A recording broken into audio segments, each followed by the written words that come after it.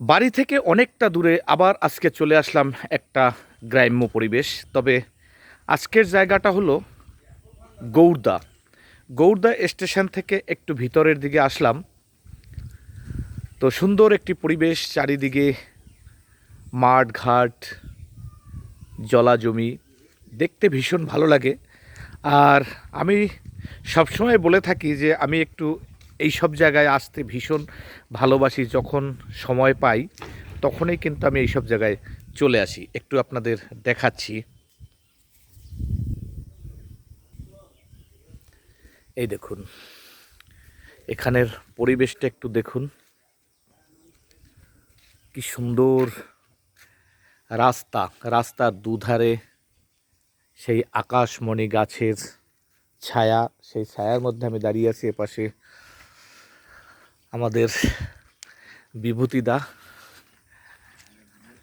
বিভূতিদার আমি এসছি। আর এই জমিটাই হলো বিভূতিদার। সব মিলিয়ে সুন্দর একটি পরিবেশ। আর এইসব জায়গায় আমার আসতে ভীষণ ভালো লাগে। আর যখন সুযোগ পাই একটু চলে আসার চেষ্টা করি। আসছি, হ্যাঁ।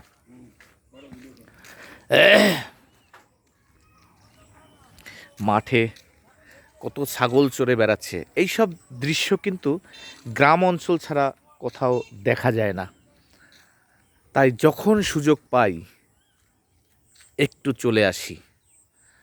যখন আপনারাও এরকম সুযোগ পাবেন, মাঝে মাঝে এইরকম নিজের অঞ্চল থেকে একটু বেরিয়ে পড়বেন, দেখবেন মনে শান্তি আসবে, মনের মধ্যে একটা আলাদা অনুভূতি হবে।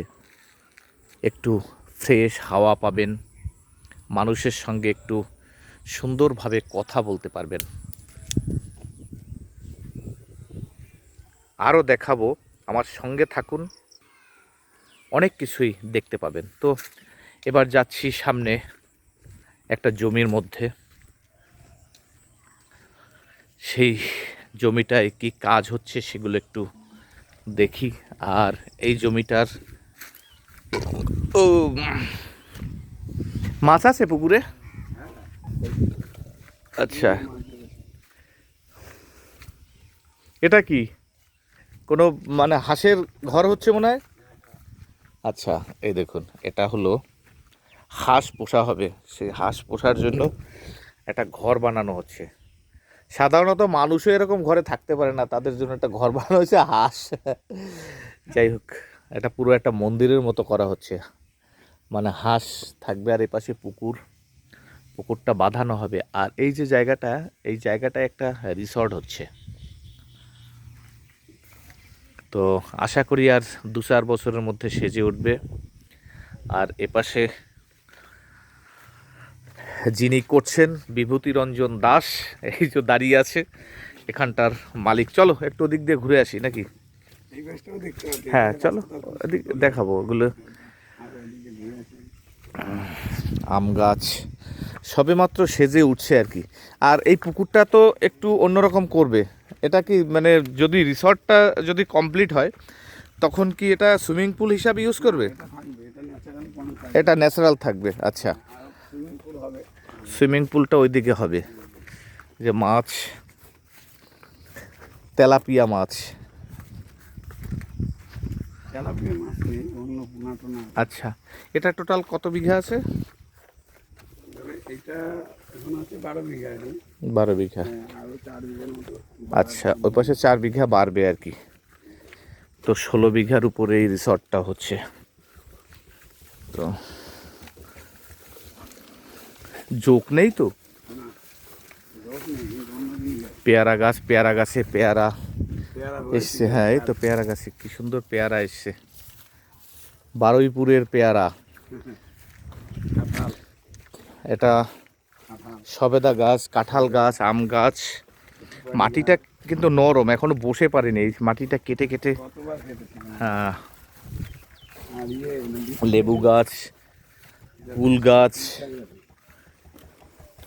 তো এখানে যতদিন অবধি কাজকর্ম ভালোভাবে না হয়, এ তো মোটামুটি কৃষি করেই তো চালানো যায়। দুটো ফ্যামিলি এখানে হ্যাঁ, আছে, মাছ চাষ করে ধান চাষ সবই করা যায়। তো এখানে এসে আরেকটা ফল দেখতে পেলাম, চেরি ফল। আর এই যারা চেরি ফলের গাছটা চেনেন না, একটু চিনে রাখুন, এটা হলো সেই চেরি ফলের গাছ। এই যে ফুল এসছে, চেরি ফল। ওই পাশে, হ্যাঁ ওই পাশে হয়েছে। তো ছোট্ট পেয়ারা গাছ, কিন্তু কত পেয়ারা ধরেছে, কত পেয়ারা ধরেছে। মোটামুটি আর 15-20 দিন পর এই পেয়ারাগুলো সব বড় হয়ে যাবে। বর্ষা পড়লেই পেয়ারা পুরো একদম বড় হয়ে যাবে। এক প্রান্ত থেকে ঢুকেছিলাম, আর এক প্রান্তে চলে আসলাম জমির। এপাশে বড় রাস্তা, ওপাশে ছোট রাস্তা থেকে ঢুকেছিলাম, এপাশে এই বড় রাস্তায় চলে এসেছি। তো এই যে রাস্তা সোজা চলে গেছে, পুরো গ্রাম অঞ্চল ধু ধু করছে। কি সুন্দর পরিবেশ সত্যি।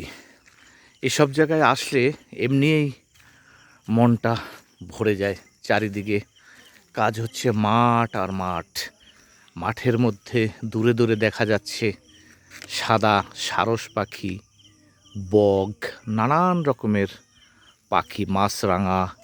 তো আমি যেহেতু এই মোবাইল ক্যামেরায় যতটা জুম করে দেখাতে পারছি না, অনেক পাখি আছে, ফিঙে পাখি, শালিক পাখি, চারিদিকে নানান রকমের পাখি। এই রাস্তাটা সোজা চলে গেছে সেই গৌড়দা স্টেশনের দিকে।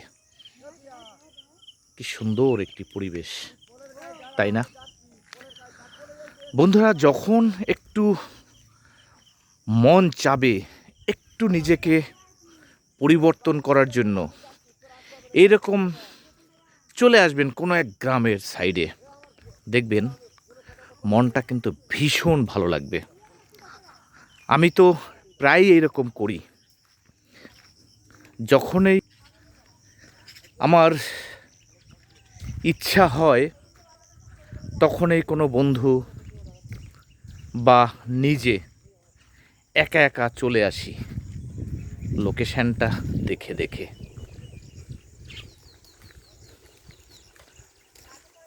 কত সুন্দর একটি জায়গা, তাই না? অপূর্ব একটি জায়গা, শান্ত পরিবেশ, পাখির কিচিরমিচির ডাক, চারিদিকে একটা ঝিমঝিম ঝিমঝিম আওয়াজ। তার কারণ এখানে কোনো পলিউশন নেই, যার জন্য এতটা সুন্দর এখানের পরিবেশটা। তো আমার দাদা বিভূতিরঞ্জন দাস হেঁটে হেঁটে আসছে, একটু তাকে একটু জুম করে কাছে নেওয়ার চেষ্টা করি। এই দেখুন, আর এই জায়গাটা ওনারই, উনিই এই রিসর্টটা বানাচ্ছেন। তো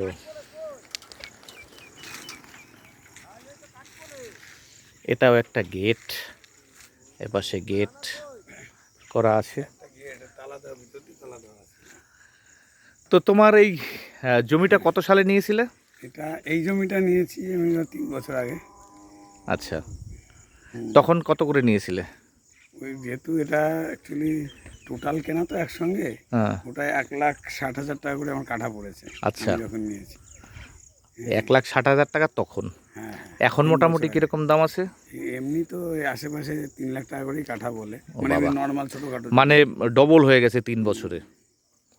তো আর এই যে সব এই দেখো সব রাস্তা হয়ে যাচ্ছে, এই তো দেখছি মাঠ ঘাট বিক্রি হয়ে যাবে, সব সব বিক্রি হয়ে যাবে, কিছু থাকবে না।